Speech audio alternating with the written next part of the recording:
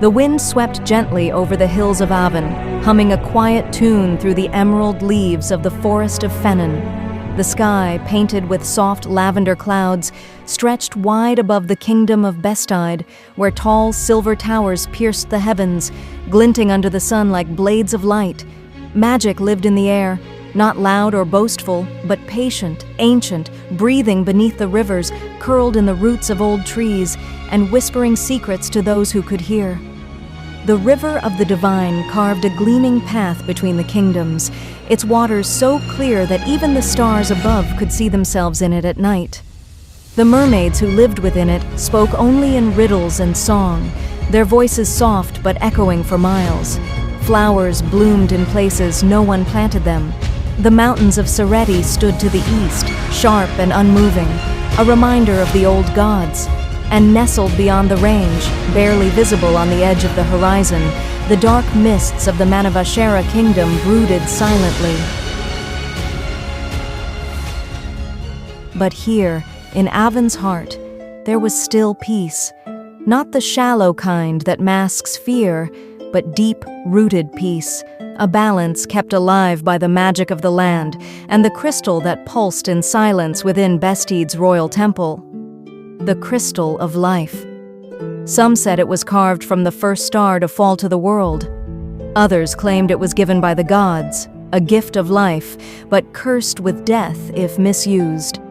Whatever the truth, it glowed softly beneath the kingdom's high altar, guarded day and night by elves older than the forest.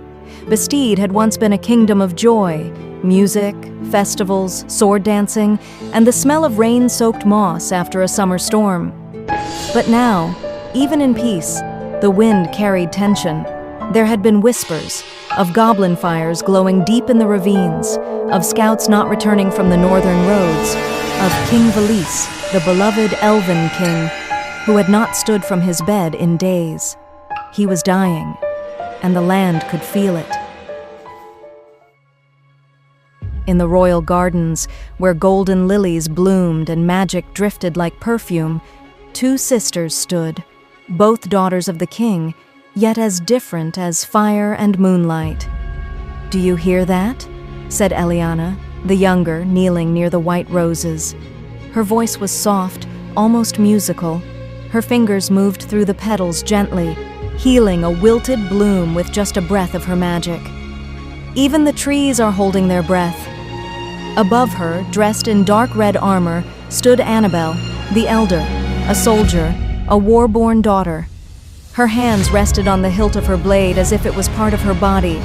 Her long black braid shimmered with silver rings, each one earned in battle. She didn't kneel, she didn't touch the flowers. "They're trees, Eliana," she said, voice sharp. "They don't breathe. You always hear too much." Eliana stood, brushing her hands. "You hear too little." There was silence between them then, broken only by the wind and the distant chime of elvish bells. The king's bells, a signal. He was calling for them.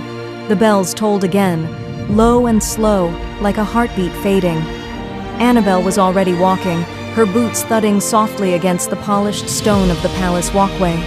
Eliana followed, her bare feet barely making a sound as they passed beneath flowering arches and elvish runes that pulsed faintly in the golden light. The corridors of Bestide Castle were carved from ivory stone and filled with glass mosaics that told the history of Aven, the rise of the elves, the gift of the crystal, the wars long past.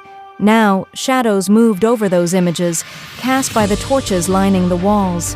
It was as if even the history trembled. They entered the king's chamber. It was dim inside. Curtains had been drawn, and soft blue flame flickered in lanterns shaped like leaves. The room smelled of healing herbs and blood. King Valise lay upon a bed made of woven starlight and oak. His once golden skin was pale, lined with pain. A heavy cloth wrapped his chest, stained with dark maroon. "Come," he rasped, his voice like rusted silk. "Both of you." Annabelle approached first, her chin high, but something flickered in her eyes, a brief ache that she crushed before it could show. Eliana knelt beside the bed, gently taking his hand. "Father, He smiled weakly. You still smell like roses, always the garden child. Eliana blinked back tears. Annabelle folded her arms. You summoned us. Valise coughed, a deep, painful sound. Then he looked at them both, eyes glowing faintly with the last flicker of his ancient magic. My daughters, my legacy, he whispered. Aven is changing. I feel it. The winds speak, and the stars have begun to fall. Neither spoke. Eliana's fingers trembled around his hand. Annabelle's jaw clenched. I do not have many breaths left, the king said. So hear me, and do not question it. The gods have whispered to me in dreams. He turned his head, slowly, painfully, toward Eliana. You are to take my crown. The silence that followed was like a thunderclap. Annabelle's lips parted slightly. Her eyes didn't blink. Her entire body seemed to freeze, then stiffen, like metal heated by rage. What? She said flatly. Valise's voice cracked. You are strong, Annabelle. Fierce. But your fire? It burns too easily. You are war. Eliana is peace. She listens to the land, to life. And now, the land needs healing. Annabelle took a step back. You'd give the kingdom to her? Her voice dropped into something colder. She cannot even wield a blade. She won't need to, Valise said, eyes half shut now. If she listens to the gods and to her heart. Eliana spoke softly. Father, But Annabelle was already turning. This is a mistake. You're condemning us. Eliana will lead Bestide, Valise said again. It is done. Annabelle's fists clenched at her sides. Her eyes were distant now, staring beyond the chamber, beyond the walls. Somewhere, something inside her snapped, and without another word, she walked out.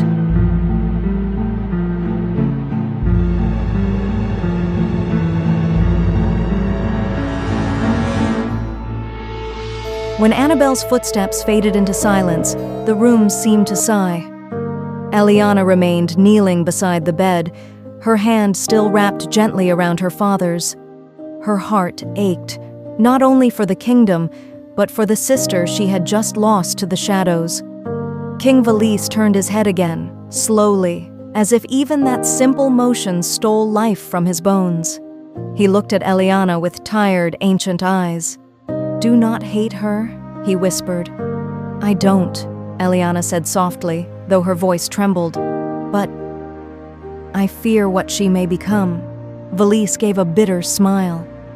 So do I. Outside, the wind had changed. It was subtle, a shift in temperature, in sound, a coolness that pressed against the stained glass windows like a warning. She was born in fire, Valise said. And you were born with the rain. He reached up slowly, brushing a strand of her silver hair behind her pointed ear. His fingers were warm but unsteady, like leaves in the last breeze before winter. I see your mother in you, he murmured. Her calm, her grace. She too spoke to the trees. Eliana closed her eyes. I miss her, as do I. He coughed again, then took a breath. Eliana, when I am gone, there will be those who doubt you, those who will say you are too soft. That kindness is weakness. He tightened his grip on her hand just slightly. They are wrong. A tear slipped down Eliana's cheek. I'm scared, Father. You should be, he whispered. A queen without fear becomes a tyrant. Let your fear keep you wise. Let your heart keep you good. She nodded, her breath catching. Valise's eyes began to fade, that bright elven glow dimming like a star sliding behind clouds. There is one more thing, he said, voice so faint it could barely be heard. In the vault below the palace, behind the third gate, is a scroll, written in gold. Eliana leaned in. It speaks of the crystal, its origin, its burden. Read it when the time comes, not before. He closed his eyes. Eliana, my daughter, my queen.